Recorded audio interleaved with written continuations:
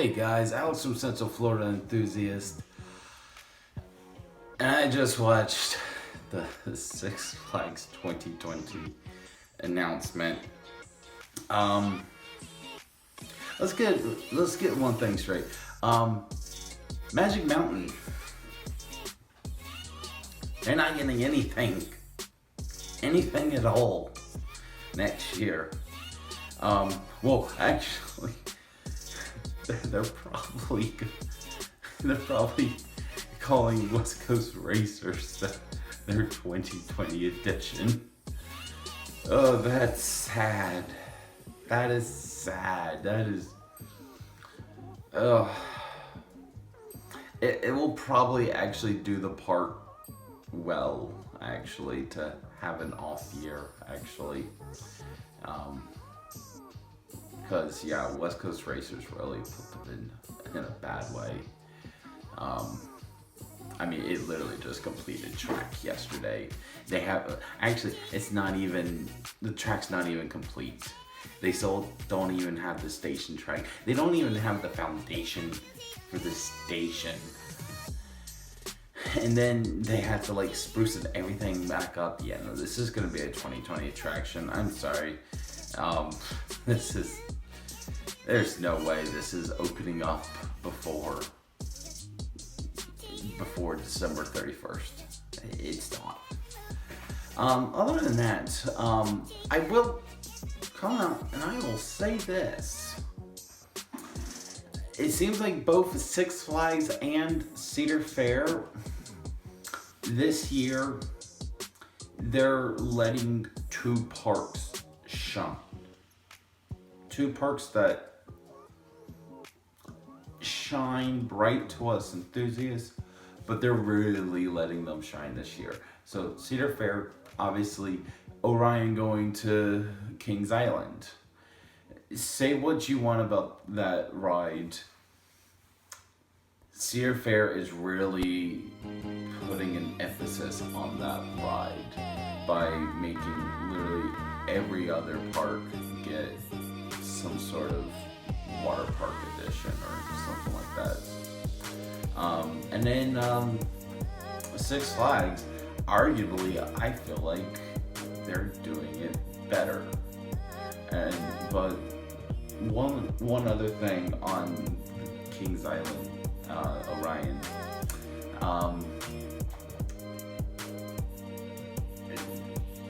I firmly believe the reason why Six Flags, Cedar Fair, is not letting,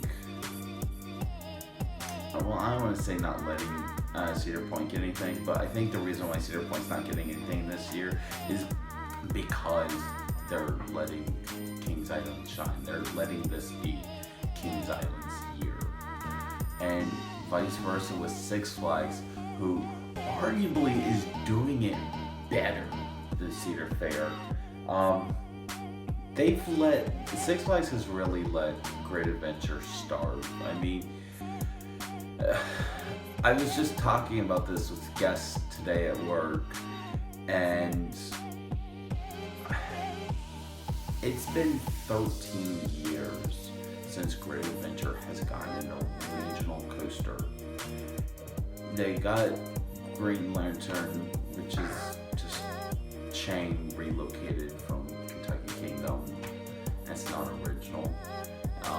The Dark Knight coaster, that's not original. Joker, that's not original. This is, and with the exception of maybe Green Lantern, none of these are major additions. And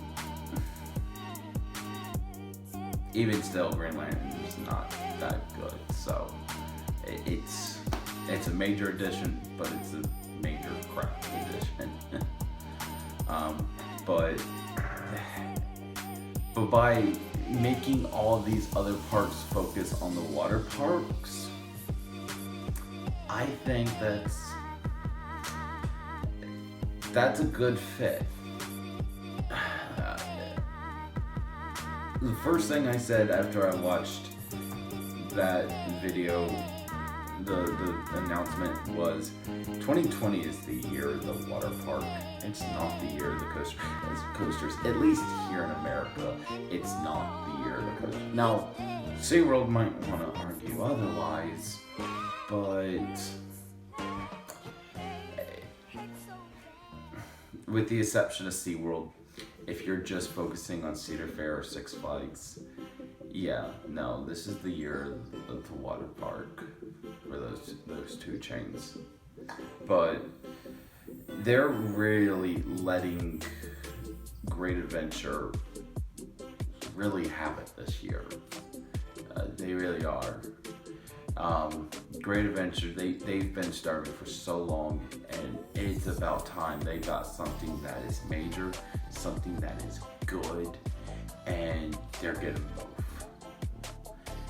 So this is fantastic news for everyone living in Philadelphia, Jersey, New York, West Virginia, anywhere nearby that park, or any enthusiast.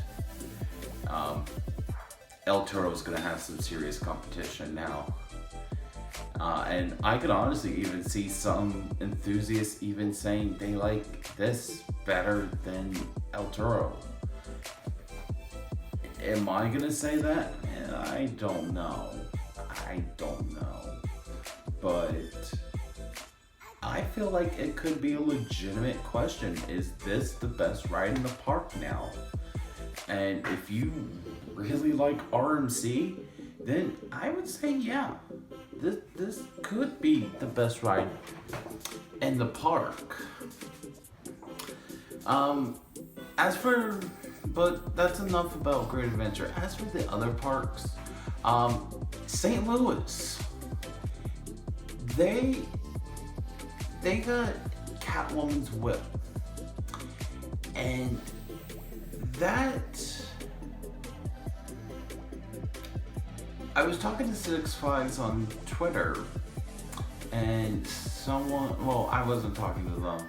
I actually came across someone who asked, is this going to be an upcharge attraction?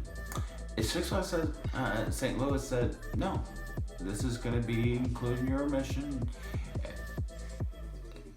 That's fantastic.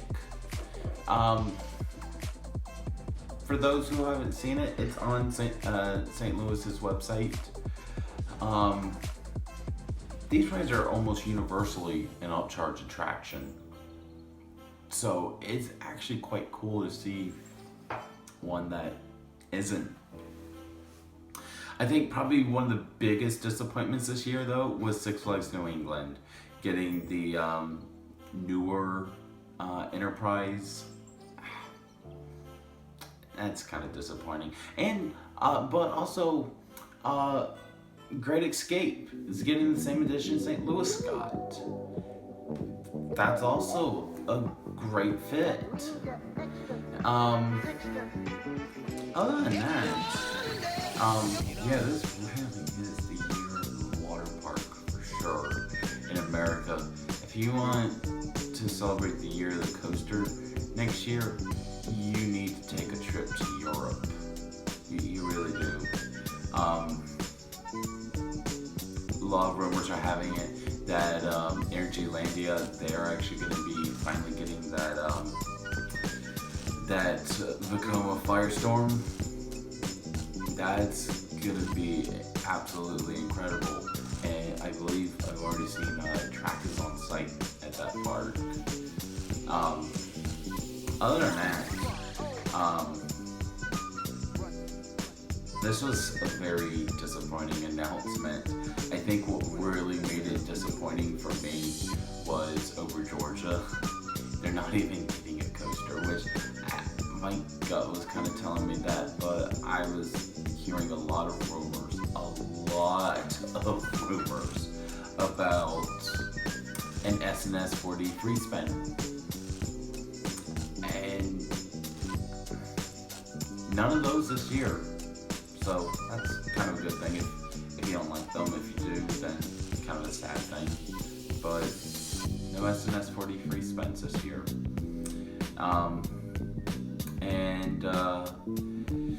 Frontier City, they're getting a water park edition, which actually that looks like a pretty good sized water park edition. They're getting some mat racers, and that's actually gonna be great for them. And then over Texas, we already showed you pictures. We already knew. We just didn't know the name 100%, and it is indeed going to be Aquaman Power Splash. And yeah, that's going to be a great fit. And then Fiesta Texas. That I don't know what to think about that ride. First and foremost, I saw it at IOPA and someone told me the name of it, but I completely forgot the name. I mean, I don't really care about flat rides. I mean, I said this before and I'll say it again. I'm a coaster enthusiast. I'm not a ride enthusiast. I don't bend over backwards to go on flat rides. If I'm at a new park for the first time, I'm not riding the flat rides until I've gotten all the coasters. And even still, I might go a marathon. Yeah, I might go marathon, the best ride at the park. Other than that, I don't really have too much more to talk about. Thank you so much for watching.